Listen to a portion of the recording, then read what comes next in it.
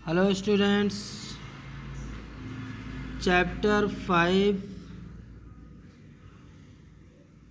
Heat. ये chapter आपका चल रहा है जिसमें आज हम लोग टेम्परेचर पढ़ेंगे। ठीक है, इसको पढ़ने के पहले इसमें हम कुछ इम्पॉर्टेंट चीज़ देखते हैं, जैसे इनफ्लेमेबल सब्सटेंस और non flammable substance. The process of burning of a substance in air on heating with release of large amount of heat and light energy is known as combustion। तो सबसे पहले हम लोग समझते हैं combustion।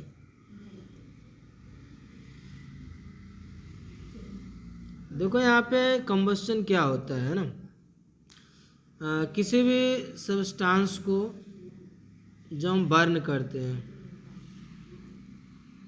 किसी भी सब्सटेंस को बर्न करते हैं जब हम एयर के प्रेजेंस में, तो उसमें होता क्या है कि large amount of heat and light क्या होती है, प्रोड्यूस होती है।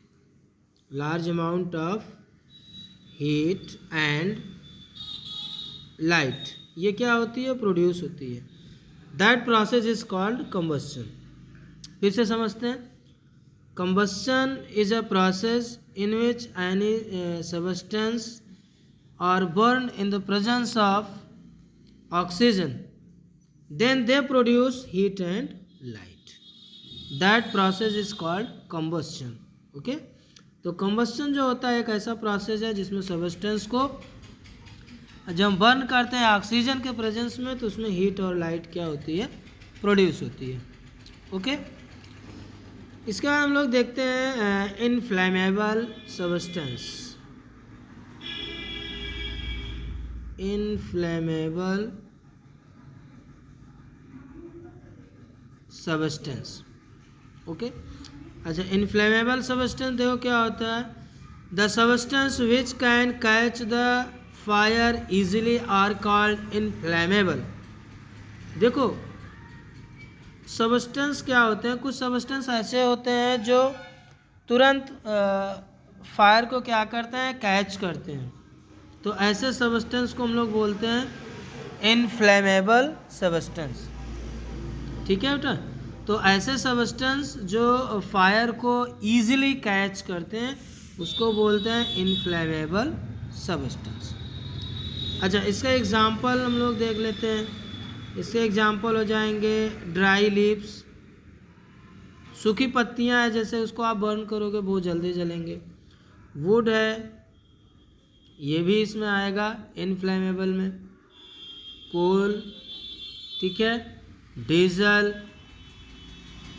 पेट्रोल, ठीक है, इसके बाद केरोसिन ऑयल, सीएनजी, एलपीजी, ये सब जितने भी सब्सटेंस आप यहाँ देख रहे हो, आपने एक्सपीरियंस किया होगा, ये सब बहुत ही जल्दी बर्न होते हैं और कैच करते हैं फायर को। तो these substances are called inflammable substance। Okay, इसके बाद हम बात करते हैं नॉन फ्लेमेबल सब्सटेंस।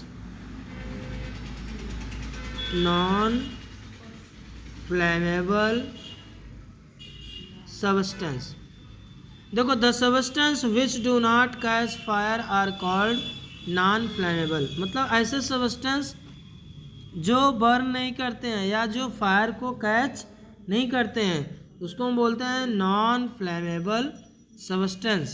ओके, तो इसके एग्जांपल्स हम लोग देख लेते हैं। इसके एग्जांपल्स आपके हो जाएंगे, जैसे वाटर है, फिर इसके बाद सैंड, स्टोन्स, ब्रिक्स।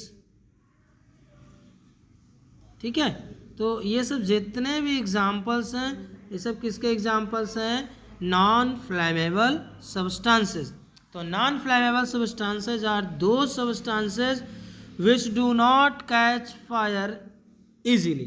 तो जो फायर को कैच नहीं करते हैं उसको बोलते हैं नॉन फ्लेमेबल सब्सटेंसेस।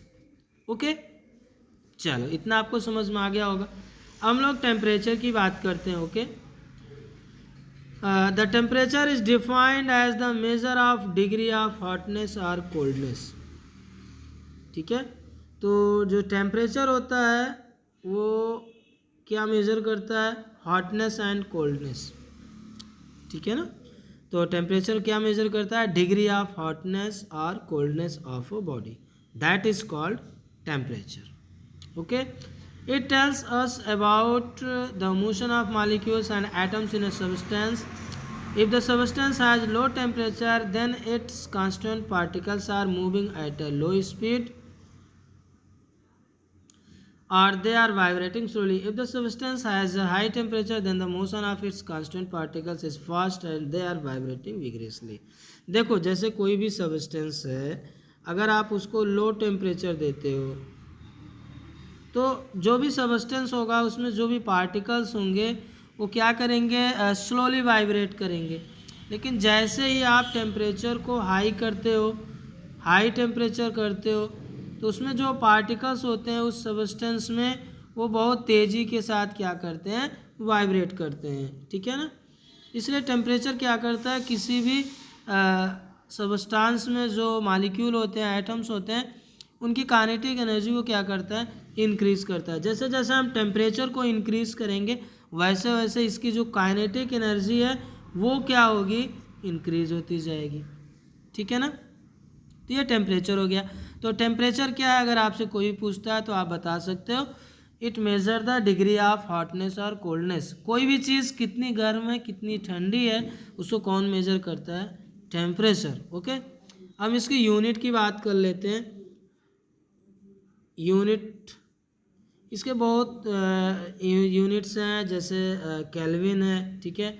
फिर इसके बाद आपका डिग्री सेल्सियस हो जाएगा, फिर इसके बाद फ़ारेनहाइट है, ठीक है। फिर इसके बाद रैंकिन है। तो ये आपको यूनिट क्या करना है, याद रखना है। के फॉर केल्विन हो गया, फिर ये डिग्री सेल्सियस है, डिग्री फ़ारेनहाइट है, और ये क्या है, डिग्री रैंकिन। तो यहाँ पे 4 यूनिट्स आपको याद रखना है। लेकिन अगर आपसे कोई एसआई यूनिट पूछता है, एसआई यूनिट ऑफ टेम्परेचर, तो आपको क्या बताना है, केल्विन बताना है, ठीक है ना। तो एसआई यूनिट टेम्परेचर का क्या होता है, केल्विन होता है। बट अदर यूनिट्स में आपको डिग्री सेल्सियस, डिग्री फ़ारेनहाइट और रैंकिन ये सब आप बता सकते हो, ठीक है। चलो इसके बाद बात करते हैं थर्मामीटर की। देखो थर्मामीटर क्या होता है, थर्मामीटर एक डिवाइस होता है।